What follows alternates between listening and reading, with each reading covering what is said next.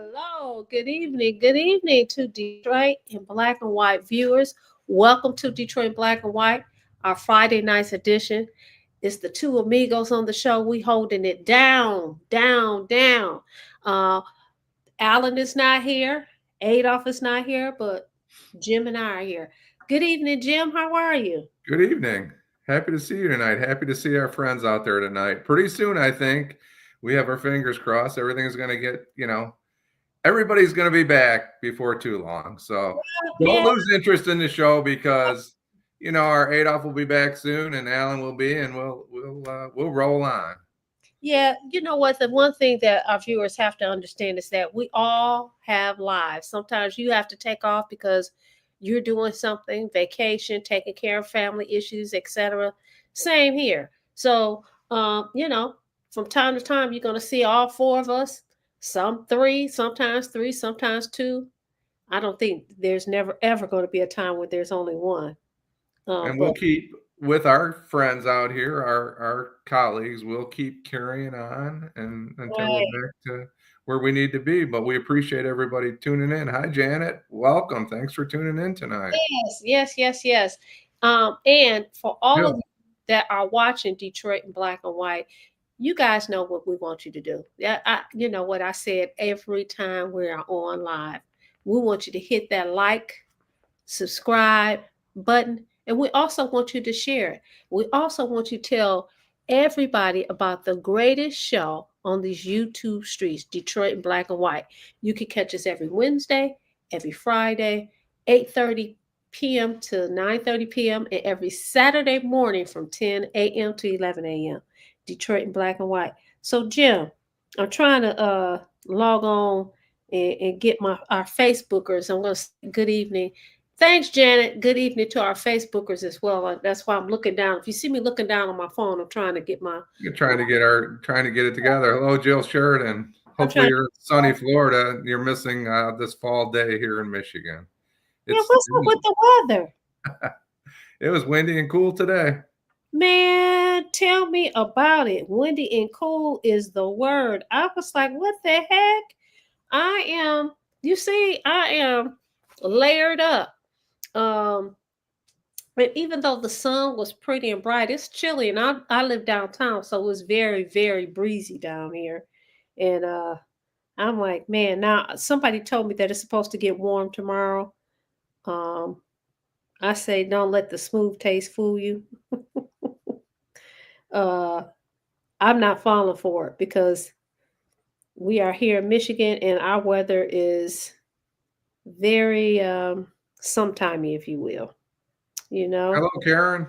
Good to see you, Karen. Yes, fall is a great time of year, Jill, but in Florida, you could be 90 in November sometimes. So so when you talk about the fall is a great time of year, I would agree with you, except that um, well, fall is my early fall is my favorite time of the year because of I'm a girl, and I'm sure all the women on here can agree with me. I don't know, it's some guys that are fashion novas, okay, fashion dons.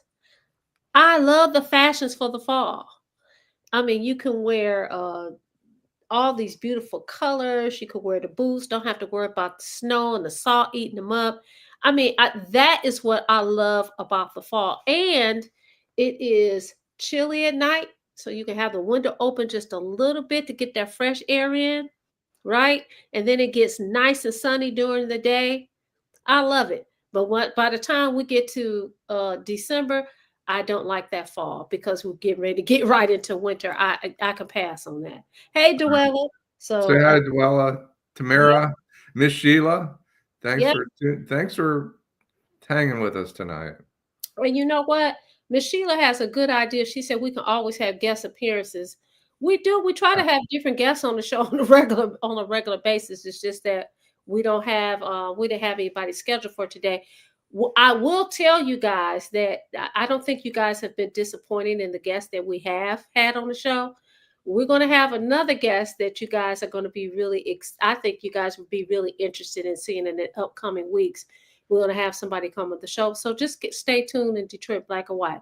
So They're What the guest. Miss Sheila's the guest tonight. So right. So we want Miss Sheila to be our guest. Will right. you? And So Janet, Tamara, right. So Janet overall, Jill Sheridan, all our friends. You guys are the guests tonight. You no, guys can play. Jill Sheridan said, speaking of fashion, did you hear Giorgio I Armani did hear that. passed? Yeah. I did not. 91. Wow. Oh wow.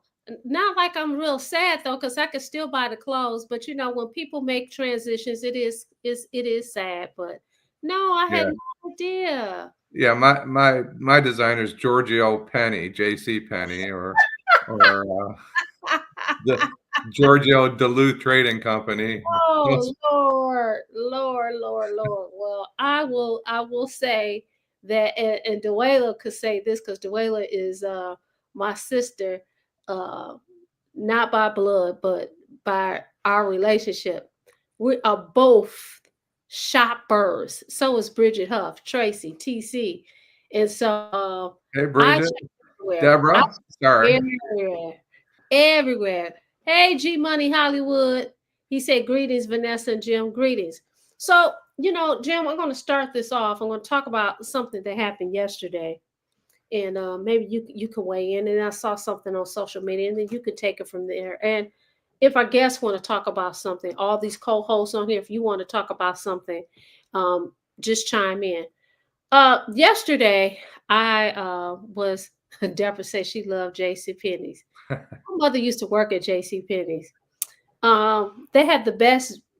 They used to have. I don't know. I haven't been in there in eons, but J.C. Penney's used to have the best bedding section. Right. You could get beautiful bedspreads, covers, and all that. It was really nice. I have no idea what it is now because I don't go in there. But anyway, Hello, yes, Edward. Go ahead. yesterday I was downtown Detroit and I was walking down Woodward, girlfriend and I. And as we were walking down Woodward, we did a little shopping, and there we came upon a family. It was a young lady. She was clean. She was sitting. I don't know what she was sitting on, but she was sitting on something, and she had all her personal belongings. This is on Woodward, and it was between Grand River and the street starts with the C. I forgot the name of the street, but anyway, she's on the sidewalk there, and she has what looks like all her personal belongings, including her children. She had two kids. These kids were, she had blankets on the ground. These kids were on the ground and they were asleep. She was not panhandling. She didn't have anything out, asking people for money or anything. It appeared as if she had some food. I saw a container with some pineapples in it. She was clean in appearance. The kids looked clean because I could see their heads sticking out of the cover. And she was sitting there with her phone, watching her kids in with her phone. And as I was on my way back, and actually it was Bridget Huff. She and I were together. As we were on our way back, she's like, "This is so sad. It really is." So I had $21 in my pocket. That's all I had in my pocket. $21. Took the money out and I gave it to her. And Bridget, I call her Tracy. She was like, "Oh, that is so sweet." So she looked in her pocket or purse. I want to say her pocketbook, and she had $10. And she gave the lady the $10. Now, I'm not telling the story to get any accolades or anything like that. I'm just saying that here it is, a fall evening. We're in the city of Detroit. It is too cold to be sleeping on the sidewalk. And let me say this, she was very thankful and she seemed very sincere. As a matter of fact, she was emotional. She looked like she was going to cry, because I don't know how many people walked past, and there probably people walked past and gave her something. There may be people who just walked past and didn't do anything at all. But it stayed on my mind all evening and all day today, because I was thinking, here's a mom. She has two children. She has her children with her. She has her kids with her. And I don't know if the shelter um, would take her and her two children, but it bothered me that you have here again, back earlier this year, and I still have some issues with this story, but the lady who sought all avenues, explore avenues to try to get housing for her and her family, and her children ended up, you know, going to Two, the other world, to the other two of side. them. Two And out of four, right? yes. And here's this woman with her two children and with their belongings here on Woodward. And I'm thinking, what the heck? What the heck is this? Is this another? It's a sad story. It's a very, very sad story. And people walking around shopping, you're going to the lip bar, you're going to the Nike store, you taking care of your business, going to Sam Morello's, the restaurant, and those kind of things. And this woman is out here with her two children laying on Woodward. Woodward. Just sad. And then I want to tie this into you have Let's these, leave that up there and we'll talk about Deborah's. I'm sorry, go ahead, yeah, Vanessa. you talk about these candidates are talking about affordable housing. But in the interim, what are we doing about housing? If you don't have the income to have affordable housing, whatever affordable housing is, what are we doing about the plight of people who find themselves without shelter? Yeah, she's an adult, but those kids are not responsible, and so it was just really, really sad. And I'm talking about it 24 hours later. It was really, really sad. But Really. Deborah offers a solution, and Vanessa, will you cover that? So before I weigh in, I want us to talk about Deborah's point here, if you don't mind. Okay, go ahead. You want Oh, to? Deborah says, if you see a homeless family with children in distress or danger, call 211 to connect with local services.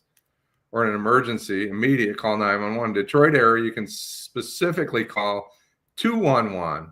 We need to put that on our website to get connected to shelters, housing assistance, food, and other resources, or you can contact Wayne Metro Community Action Agency for more direct help with homelessness. So I was not aware of that. So we appreciate Deborah's contribution here, and maybe we can do something here to get that word out, Deborah. Thank you so much. And Yeah. Tamari says, I gave $10 to a homeless mother, and they were so grateful that they cried. Mhm. And Yeah, this lady was choked up yesterday. She was like, "God bless you." I'm telling you, you can tell when people are acting. She was very sincere. And again, she was not out there asking people for anything. And these kids, you could tell they had clothing on, but they're on the sidewalk. but we're probably going to take a break here in a minute. That G Yeah. Money, the average person, including myself, could be one major disaster away from losing it all. That's all Yes. of us, G Money. Hollywood, what you did was a good deed. However, more human kindness needs to be extended for people who are in need of help. And I want to lead into the break, and I want to come back to this and talk Yeah. about the big picture, if we could, Vanessa. Absolutely. So we're going to cut to break, and then we'll come back. Detroit Black and White. Homeownership opportunities are rising in the city of Detroit, and there's a house out there that's right for you and your family. You don't even have to worry about credit or getting a loan. You can win a house for as little as $1,000 and pay for the renovation cost as you go. It all starts at buildingdetroit.org and the Detroit Land Bank Authority. Our auction and Own It Now programs offer a variety of houses in neighborhoods all over the city of Detroit. These homes are in desperate need of repair and new ownership. You can begin by going to our interactive map and detailed property listings to find the right fit for you. It won't be easy, and renovation costs are not cheap, but our compliance team is there every step of the way. We will help you track your progress and connect you with local discounts to save you more money. We have already sold more than 15,000 homes in the city of Detroit, and our inventory is shrinking fast, so you don't want to miss out on this wonderful opportunity. Start your home buying journey today by visiting buildingdetroit.org. Homeowners. We're back, Detroit in Black and White. Go ahead, Jim. You want to chime in on this?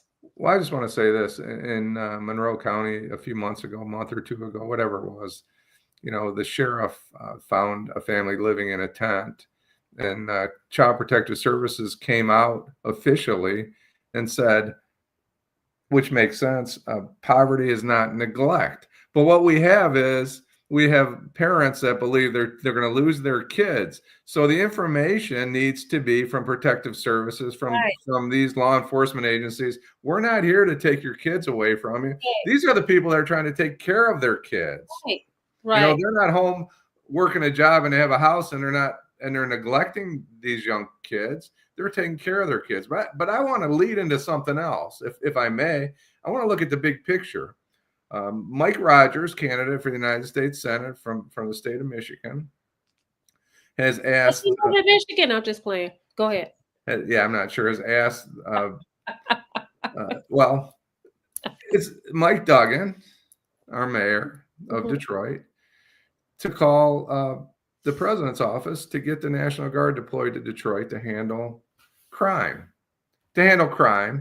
And, I've said many times that that's really not the role. He said, let's stamp out robberies, rapes, aggravated assault. That's not the job.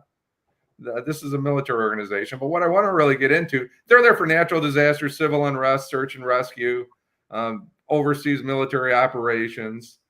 They have a very limited law enforcement role. They're not there to arrest people robbing liquor stores. I want to talk about the money involved. There's something called a mutual aid. So they're going to spend, if they deploy the National Guard to the city of Detroit, it's probably hundreds of millions of dollars in costs. Why are we spending this money? Call the chief of police, all right, in Detroit, a friend of ours. Call the chief and say, let's work out a mutual aid. If there's money, if there's millions of dollars, why spend 200 million? Spend $50 million.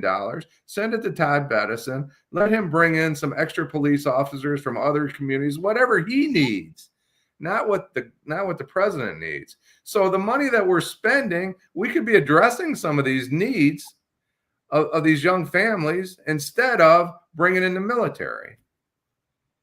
Yeah, I'm going to answer. I'm going to address Karen Winston's comment. But listen, I think I touched on this last night. People, this is what I call political theater. And both sides do it. Okay. He's running for office. Listen, let me hook myself to the president of the United States because he's talking about how dangerous these cities are. There's no dispute. You won't get no dispute from me that we have a crime issue. But certainly sending the National Guard here is not going to address the issue. When you're talking about poverty, when you're talking about mental illness, when you're talking about people that are unhoused, when you talk about people who don't have good employment opportunities, when you talk about uneducated, those are the things that need to be addressed in order to make a safe, viable living environment. You can do all this theater that you want. Oh, I'm going to send them in. They come in with their little camouflage on or whatever. But that is not going to solve the problem. People do not understand. You understand. I understand. When you're talking about certain neighborhoods and people are acting out, they pissed off. They angry. They angry they don't have no food. They're angry that their life is not like somebody else's life. They're angry about their environment. There's a whole lot of things that are going on there. But people don't get that those same people that he's talking about sitting here, you're paying for it. You could use that money, just like you said, Jim, for other you could use that money better and use those resources that spend that money using resources that we could have. Address homelessness, address mental illness. Listen, I have a problem with the whole mental illness situation. When they took away the hospitals, and I'm not going to blame the person who did it because we've had other people from the other party that's in office. The bottom line is Yeah, because people on the show talking about what England he took. Listen, England been gone 5 million years, and you don't have some Democrats in office. You know why they don't want to address it? Let's be real, and I don't care who's listening. Okay, let's be real. It's too much money that's being made doing outpatient. Giving these people, telling them, listen, we want you to come in and get outpatient treatment. It's too much money being made doing it that way, as opposed to put it in this one small area or this one area. Okay. So the bottom line is everybody is making money off of this, but who's benefiting? The same people that are acting out, the same people that are robbing folks, the same people that are shooting folks, the same people that are being disrespectful, but also the same people who find themselves like the lady that was laying on the lady with her children lying on Woodward. I want to go to something that Karen said. Karen says, Winston, good evening, Karen. She says 700 families could be as many as 2,400 individuals or more that are getting evicted from the land bank houses. Listen, these politicians are using this thing as a political football. If you buy a house for $1,000 or $2,000 and you're supposed to, if you can, the reality is if you buy a house for $1,000, $2,000 or below market price, and you're supposed to, there are guidelines. I don't work for them, but I know what they do. You're supposed to meet certain benchmarks in order to make these homes habitable. If you're not doing that, why is it okay for these people to live free? If you really want to give people a chance, you can't, to me, you attacking that agency, but you need to look at those people that you elected into office and say, listen, if we're allowing people to buy houses for $1,000, $2,000, $10,000, and there's an expectation that they do these things to make the homes habitable, where are the funds to give them grants and money and things like that to give them to do those kind of things? Because you know what? Nothing in this life is free. So on one hand, I feel you, Karen, but on the other hand, let's look at the big picture. These people are using all these different programs as political football. And I'm getting sick and tired of it, because when you dumb, and when I mean dumb, when you don't know, you will go and carry the same kind of message without even doing the analysis of, okay, you bought a house for $1,000. Okay, you bought a house for $10,000. What the heck does the house look like? What do you need? You got to get lights. You got to get gas on. You got to make sure that the foundation is right. But if you can only afford to buy a house for $10,000, what is it realistic for you to think that they're going to be able to do all these things? No. So you can sit there and complain. And I'm not saying, Karen, you're complaining. I'm saying, because I saw it on social media. Y'all can sit there and complain, but where's the call to action for all these people who want to sit and complain about the mayor, complain about city council, sit and complain about all these people? But what are you doing? What are you doing about it? Even if you're having a conversation that is filled with solutions, that will make a difference. But we're not seeing that. We're seeing people pointing fingers. You did this and this is a shame. Well, listen, I work every day. Jim, he's retired now, but we understand what it means to work. Karen is a retiree. Karen Winston. Bridget Huff is a retiree. Dwayla is a retiree. We work, and we work hard to pay our bills, and we know that nothing in life is free. And we understand that we want people to have a break. We want to come on a break, but not free. Not free. And so I question who put out this 700 people are getting evicted from land bank houses. If you bought the house from the land bank, guess what? It's your house. And if you didn't do what you were supposed to do, that's what happens. And you know what? When you bought the house, you knew that that was a chance that you were going to take. And I'm done with that. Okay, go ahead, Jim. But I just want to talk about the young lady and her two young children. It was the family of three on the street. Yes.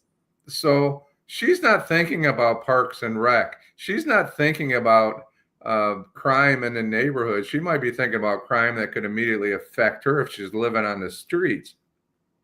She doesn't have the luxury of worrying about some of these other things that everybody else worries about. She's worried about putting food in her baby's mouths and living and not getting attacked on the street corner. Right. Who's protecting her? Where are the police? Where are these social services groups? Why don't we have people out in the community trying to solve these problems? You talk about the land bank, and this isn't an attack on that process. That's a good process. Absolutely. But what about the people that fall between the cracks? We lost 2 young children in a casino parking lot. We have people living in a tent in Monroe County in the wealthy temperance area.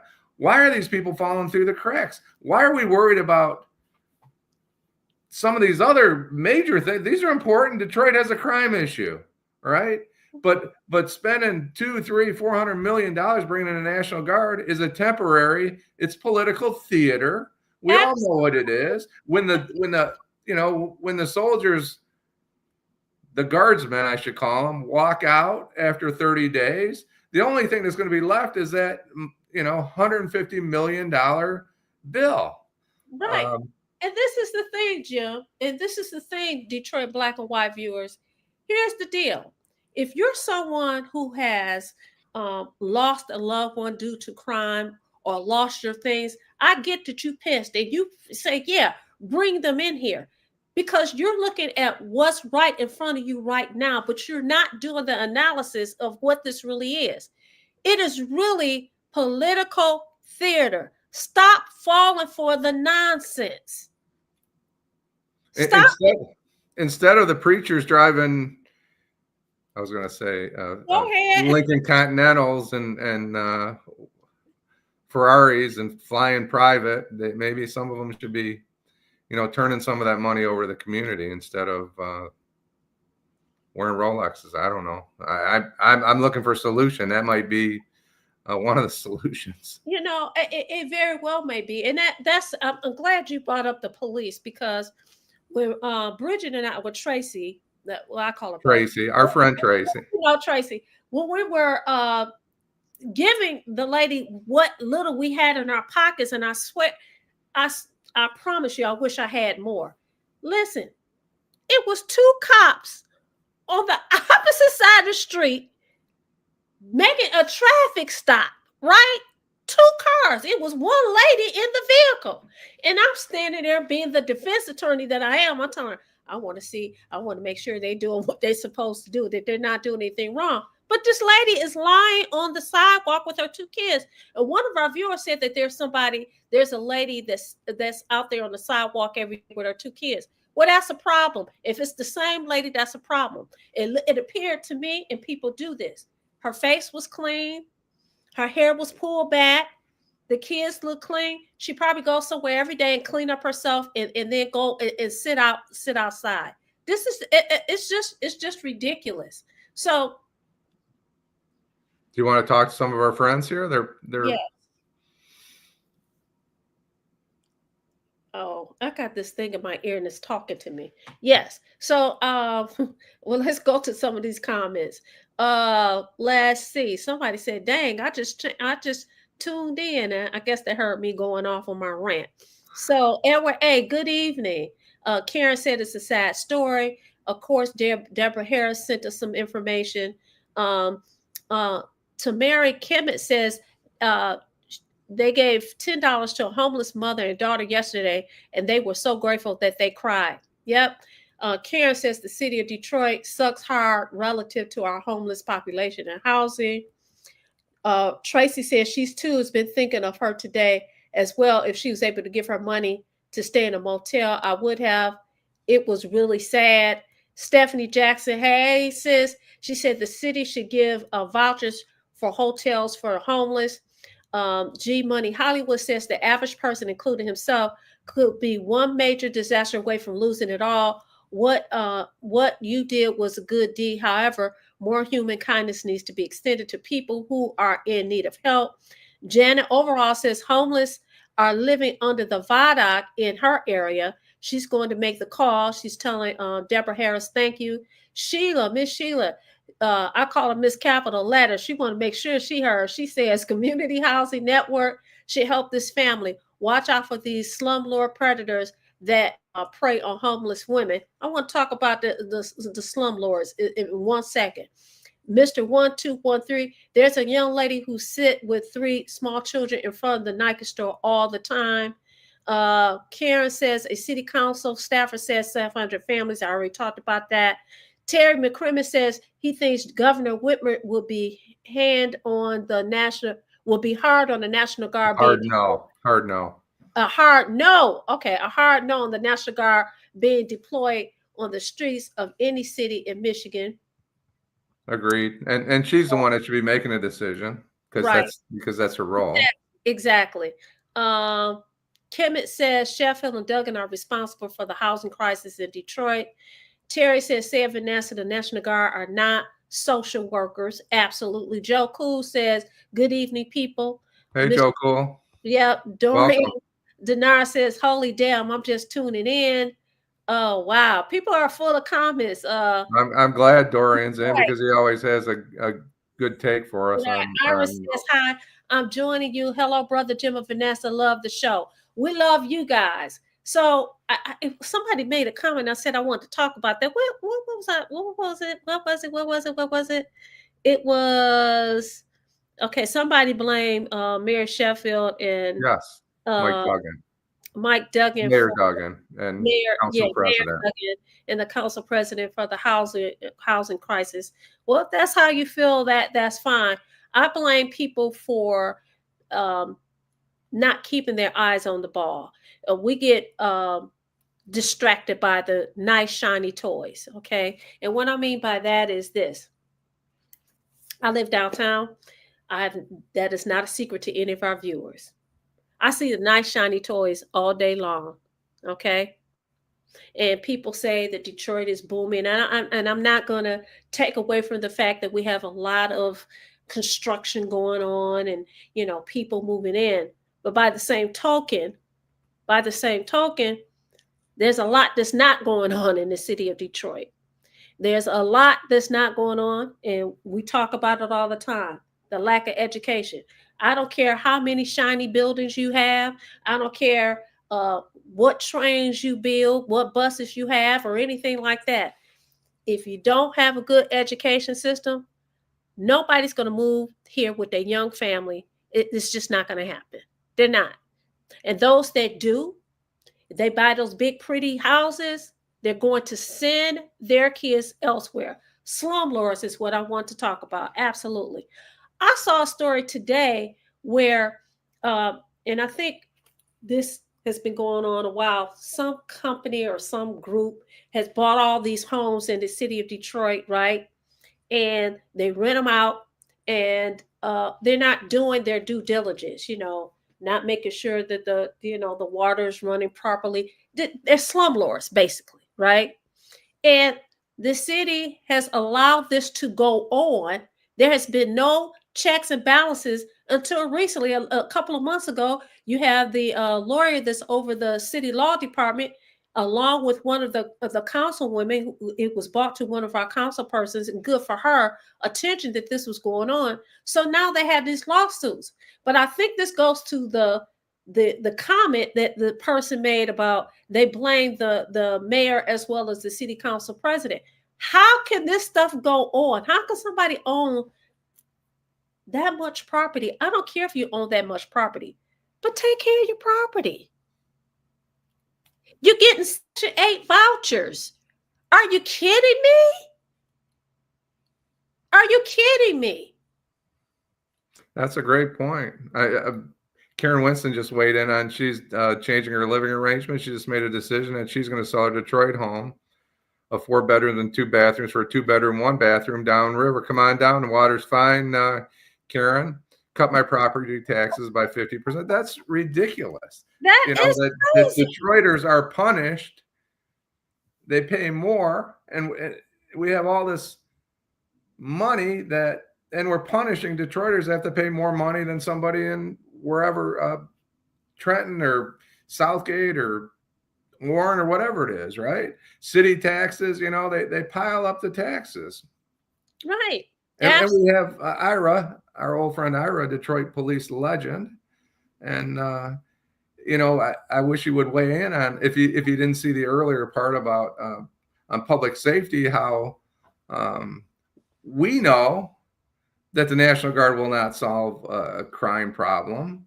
But if the money's available, again, send it to Todd Bettison. If you want to stop crime, talk about mutual aid agreements with Wayne County Sheriff's Office and some of these other police. If there's money out there, give it to people that know what they're doing instead of the political theater people. Yeah. So you're saying send the money to Todd Bettison. I don't know where the money should be sent, because you're talking about the police department, who, by the way, people don't want to talk about that. Again, political theater. Listen, it's an oversimplification. I'm sorry. Right. But my point is, I'm saying this. So here's the deal. People aren't talking about this. Federal oversight for the DDC, Detroit Detention Center. For years, the Detroit Police Department just got it back in their hands on August the 1st. They don't have enough people working for the police department to run the DDC. So you can have people that are getting arrested, right? They have to be processed. It takes them hours, not one, not two, not three, not hours to get these people processed. Why? Because they're severely understaffed. They are also, which they don't talk about, they were hiring like a Vanessa Moss. I don't know nothing about no policing or anything to do the work. And you pay them like, it may be an exaggeration, $12 an hour. They're halfway from what I understand. A lot of them call off. They don't even want to come to work. So should the federal government still be back? Should the federal government come back and continue its oversight? Well, I don't know about that. I don't think that's... No, I'm not. You're asking a question. I'm asking a question. But who do you hold responsible for that? Who appoints the chief of police? The city of Detroit, Detroiters, the taxpayers are the ones that's paying these bills, right? That's exactly right. What the heck is going on with the leadership? That's exactly right. You don't like my music. We're glad to see you. We've missed you for the last few shows. He makes a point about inequality being a problem. And that's how we ended up. Maybe you didn't catch the first part. Maybe you did. But that's how we ended up at this stage in the show, because we talked about who's looking out for the young family that Vanessa met on the streets, a young mother and two kids. Where's the money? Instead of spending hundreds of $millions on the National Guard, we should be talking about the people that are falling between the cracks. Thank you for your comment. Right. So Tamara says Duggan is stopping the city council from holding the land bank accountable. This is how this thing works. There are land banks all over the country. They're getting ready to have this big event this weekend for people all over the country. See, people, listen, y'all watching Detroit in Black and White. We're gonna bring you the news. Okay, we're gonna bring you the information. The land bank is nothing new. It's all over the country. Okay, but the land bank could be used as a tool by the powers that be. That would be the mayor, to do whatever he or she wants to do to make the city better. So instead of talking about that again, look at the buck stops at the top. The buck stops at the top. So people, stop it. Stop falling for the banana in the tailpipe. Stop being distracted by what's going on in DC and all that nonsense. And I know that we have some people who supports the president of the United States. I respect the office, but listen, people call me on my BS when I'm messing around. Okay, that's some BS. Okay, that is some BS. But I understand people who are hurt feels like, well, maybe this, when you're desperate, you want anything. You hold on to anything that may be helpful. That ain't it. That ain't it. With you. Dorian makes a point about like human behavior. You can't legislate crime prevention without taking rights away. Well, I'm not sure I completely understand your point, Dorian, but when you're talking about you can't regulate human behavior is what it is, and that's why we have a crime problem. You know, people want to point the finger at a lot of issues, but a lot of it is human behavior and poverty and all the things that go along with that. So you can't legislate. No law will change people's behavior. I've said that 1,000 times on this show. Um, the next gun law is not going to stop the next homicide. That's just the reality of life in a city or anywhere. No people that laws are for. I've said this again. Laws are for law-abiding citizens. They're not for people that don't care about the law. And crime prevention's a whole nother. It's a whole nother ball game. I mean, when we talk about money, should we be spending 150 million on crime prevention or the National Guard? What are we doing in the neighborhoods? Are we communicating with the people? That's a bigger issue, right? Listen, Jim, I will get in my vehicle and people talk about it, but I get in my vehicle and I just drive around, right? There is a mega church, a mega minister. As a matter of fact, he welcomed the president of the United States the first time, gave him a scarf or whatever the case may be. These people, people fly. And listen, whoever your leader is, whoever your pastor is, I don't have a problem with that. I have a problem with you not investing in that very same neighborhood, right? That your church sits in. I drive through this neighborhood. It looks like somebody has thrown bombs over there. And everybody that watches this show knows exactly what area I'm talking about. It's not the only church, but this is a mega church. I mean, there's a lot of members that go to that church. It looks horrible. And I'm talking about the church that is on Grand River in the Grand River and Oakland area. Now, y'all could talk about the mayor all you want. You could talk about city council, but what about these same people who get tithes and offerings? And listen, the building fund, and listen, I'm selling water, and listen, I'm doing this, that, and the third. What about them? Because they're taking from the community. They're getting from the community, right? Exactly. What are you doing in the community? And if you have that much influence over all these people, you got to make a church. You don't think you can have that influence in the mayor's office, in the city council's office? Yes, you do. And that influence, guess what? You use that influence to benefit you and you only. Again, tonight, I really don't even care because I have learned in the last few years, because Jim and Adolph, Eric, all of you guys know what I've been trying to do. But if you don't play the game, if you don't lick somebody and kiss the ring, if you refrain from constructive criticism, you're going to get where you want to go. But if you tell it like it is and call people on their BS, it's a problem. I don't want leaders like that. I want somebody that can take the criticism and say, you know what? I need to look in the mirror. Yes. Thank you, Dorian, for straightening me out there on my comment. I appreciate it. We should take a break and then get into the home stretch. We've got a lot of comments. A lot of our co-hosts are doing well today. We're lucky we have all these friends out there tonight. Thank you so much. And let's take a break and we'll finish up. Nearly 30,000 vacant lots all over the city of Detroit are for sale right now. That's right, nearly 30,000 vacant lots are available now, starting at just $100. The lot next to your house or the lot down the street. Make it yours today in just a few simple clicks. Find out if it is available by visiting buildingdetroit.org. At the Detroit Land Bank Authority, side lots are just $100 and neighborhood lots sell for $250. You can apply and pay online today by visiting buildingdetroit.org. And if you don't see the lot you're looking for, call our offices. Our phone number is 313-974-6869. Again, that is 313-974-6869.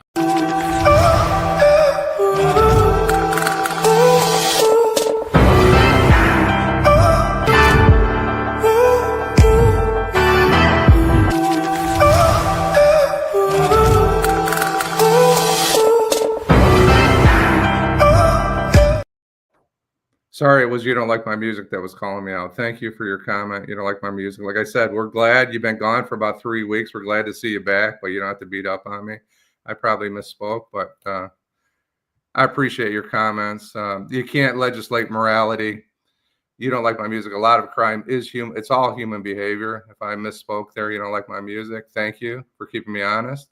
Mm-hmm. The fear of God, Tamari, Jim, we can only hope that people will, find whatever in their soul protects them from, committing violent or ugly or nasty acts against other human beings, right? We don't know what causes it. We just had a young man that killed, was it his sister and his nephew or niece in Hazel Park in the last couple of days? Is that what happened? It's like, that's just pure evil, right? Absolutely. No law stops pure evil, right? He killed his sister and his is either a nephew or a niece there in Hazel Park. The niece, I'm not sure, but it's just pure evil. So, I'm looking at the comments. Somebody's saying that one of the bishops drives a Rolls Royce. Listen, I don't care what you drive. All I know is I will feel a certain kind of way. I personally, if I'm living like this and I'm driving through a neighborhood that looks like it has been bombed out. Okay, I went to Egypt a couple of years ago, and Egypt, you have a system where you have the haves is way up here and very, very poor. I mean, there's no middle ground. And we roll by places where half of the building was bombed out, right? And the other half people were living in the other half of the home. And you have these people driving these beautiful cars. I just don't understand how you can do that. And if you are a minister, and again, I don't beat up on ministers. I belong to a church. I ain't gonna say who it is, but I belong to a church. But I believe that it is your responsibility, if you are the leader, if you are the pastor, that you are supposed to give back to that community of which you benefit from. Well, let's talk about that. It's the church that you're benefiting from. The fact that you got that building in that neighborhood, you need to give back to that neighborhood. I'm sick of these people asking us for things. Somebody asked me the other day about that doggone golf course over there on 7 Mile Grand River. And of course, I gave this commentary about that, but it's just, look, y'all, all of you that watch this show, y'all have friends, y'all need to tell your people, stop falling for the banana in the tailpipe and hold these people accountable. Hold them accountable. Hold them accountable. Stop picking on the people who don't have no control over nothing. And that's a good comment by Terry. Terry just made a comment. I lost it. I read it and I lost it. Let's see. There it is. About the Michigan doctor that was trying to meet up with a 5-year-old down in Port St. Lucie. That's unbelievable. You don't like my music. I'm just messing with you a little bit. I appreciate everything you say. I don't feel beat up on. I'm good. But I want to go back to, I'm all over the place because we have so many good comments. Derek Henry, Bishop. I don't know who Bishop Jackson is, but I'm going to tell you this. When people go to church, they give money because they think it's the right thing to do. And I understand it costs money to keep the lights on, to feed the people. I understand all that. But I'm going to give you a little pushback, Vanessa. These mega churches, they're money mills, right? They're making money. And if a preacher drives a Bentley or a Rolls Royce or flies on a private jet, I'm going to tell you, I have a problem with that. I do, because you're not buying your way into heaven, and that preacher's kicking your, he's beating up on you, he's using you, and I've got a problem with that. Sorry, that's just my opinion. Absolutely. I totally agree with you. And when you have people who, unfortunately, again, people follow for the, they looking at the theater of it all. I'll share this story with you guys. I went to a church. Somebody had invited me to a church. It's a big church, and this minister from out of town came to speak, and he he prosperity type situation.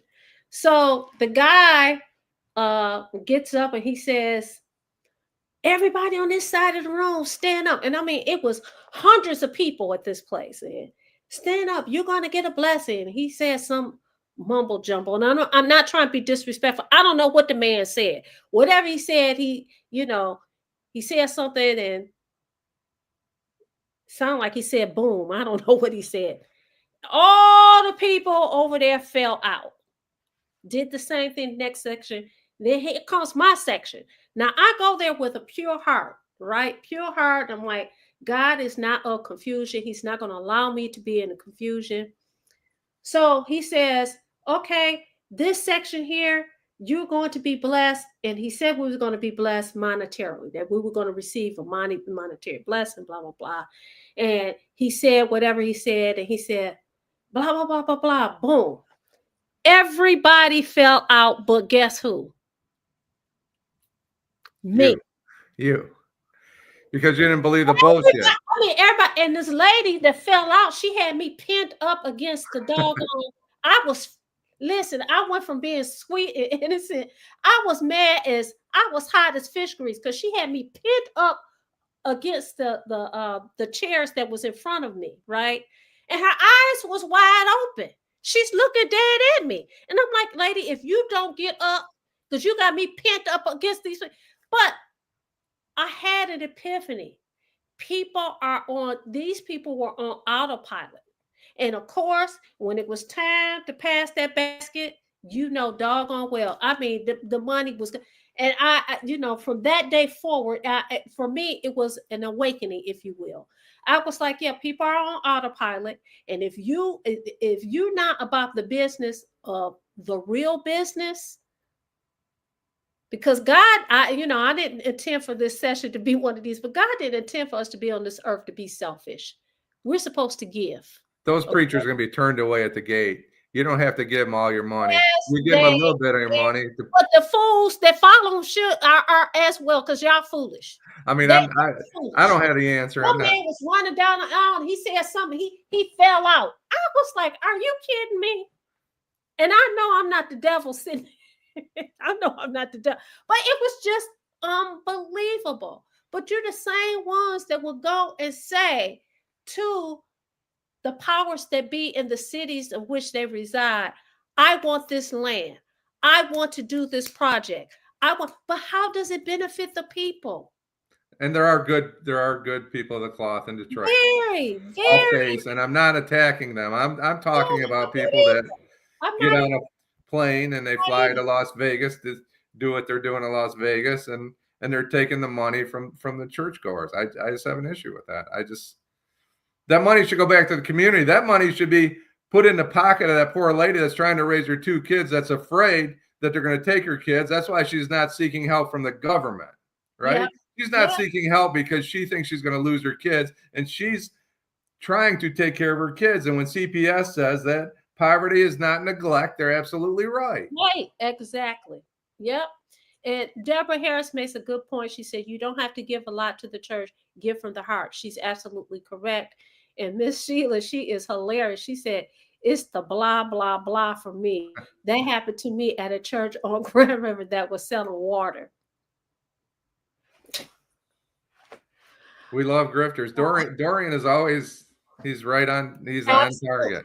He's absolutely correct. We love grifters. He's absolutely correct. So listen, I apologize for going on my diatribe. We started off with the lady that was on Woodward, and I'm telling people, and I came across as if I'm preaching. I'm not. I'm just encouraging people to stop falling for the banana in the tailpipe. political theater. That's what we see that's going on. I hear people every day talk about what's going on in DC, what's going on here. But the truth of the matter is, we all want to live happy lives, right? We all want to be able to eat, sleep, feel good about where we eat and sleep, right? Have nice things. There's nothing wrong with driving a nice car, wearing nice things. Um, but there is something wrong when you're always taking, taking, taking, and not giving. There is something wrong when you are deceiving people. There's something really, really wrong with that. And what is even more wrong is when you know that you're being deceived and you continue on that trajectory. That's a problem. All right, Jim. I'm reading Ira's Ira Well, Todd's what statement I because say. when Ira talks, I just stop because he gives my family and friends, not to the pastors or politician, I respect for these I get people. what he's saying. I get what he's saying. Dorian said, read what he posted. People are dumb. We champion stupidity while disparaging intelligence. That look, no truer words. You don't like my music, says Dorian. Deny everyone but you. Obviously, I don't know what they're talking about. He meant, and Ira says he meant respectfully speaking. Deborah Harris says, know the word of God for yourself is a call to salvation. Okay. Thank Um, you, Deborah. yeah, That's a great comment. absolutely, absolutely. And So, Tamari was talking earlier about the preacher, the council president having a pastor I'll call it preaching, say a prayer before the city council meeting somewhere. I was not aware of that. I don't think that's really a good look. Opens every council meeting with a different pastor praying, but 12 years she's been illegally taxing and foreclosing us. But that's an interesting take. right. I have a little issue with. I understand. It's okay that they say a prayer every now and then. I don't know that every council meeting should be open with a prayer. What about the people that feel differently than Mary Sheffield? She's the council president. She's not the dictator of Detroit, and maybe some people don't feel comfortable with that. So Yeah, I agree with you. There's something that's called separation of church and state. And I don't know if people feel compelled to, participate. There are some people that are non-believers. And based on the fact that we live here in this United States, we have to respect that. And so I'm with you. I don't know if that's a good, and I'm a God fearing, God believing person. And if people don't know this, I come from a very religious family of ministers, deacons, and all of that, as well as people who use drugs, alcohol, and everything else. I come from a typical American family, I think we should end it with Miss Sheila and her point. I think you should read Miss Sheila's What did she say? comment. She says, what did Miss Sheila say? You can read There it. it is. There it is. Thanks, Teresa.